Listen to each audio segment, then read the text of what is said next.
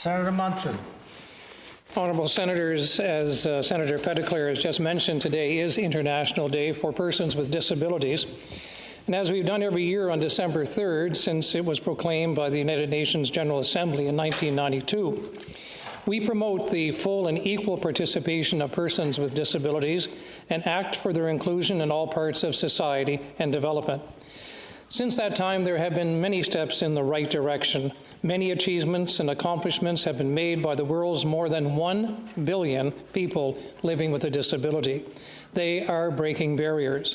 One of those individuals is Chris Nickich from Florida, the first competitor with the Down syndrome to compete and complete an Ironman triathlon.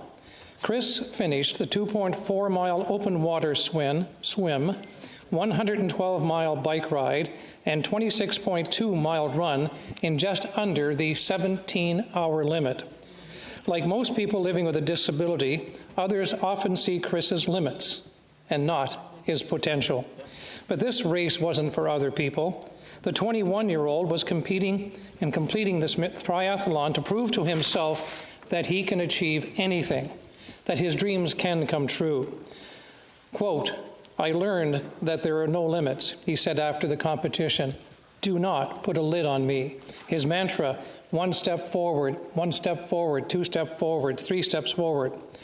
I've always said that every step forward is a good step, and Mr. Nickich has shown us this in action throughout every step of his race. Do not underestimate anyone for any reason. Canada took a big step forward on its obligations to the UN Convention on Persons with Disabilities by passing the Accessible Canada Act last year, and I was proud to be the sponsor of the Act in the Senate, and proud, of course, that we passed it in a unanimous fashion.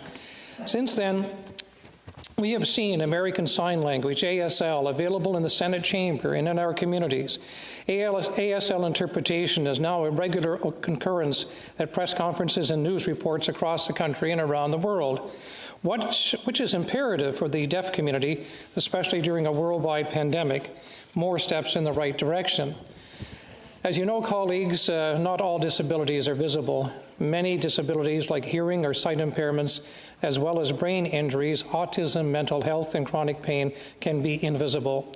The intersectional barriers faced by persons with disabilities are amplified as they deal with the restrictions of the corona pandemic every day.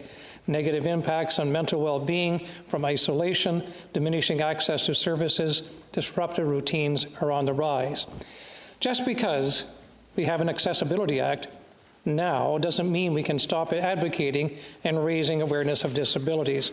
And I see my time is running out, Mr. Speaker, but I have to get in this word from my trusty assistant, Michael Trink, who has Down syndrome. He's been with me for 10 years, and he wanted me to conclude, and he's an optimistic and hardworking soul, and he wanted you to know, he has this to say to you, and he wanted me to share with you during this pandemic. Michael's words, stay positive and keep moving forward. I think that's advice we can all use. Thank you very much.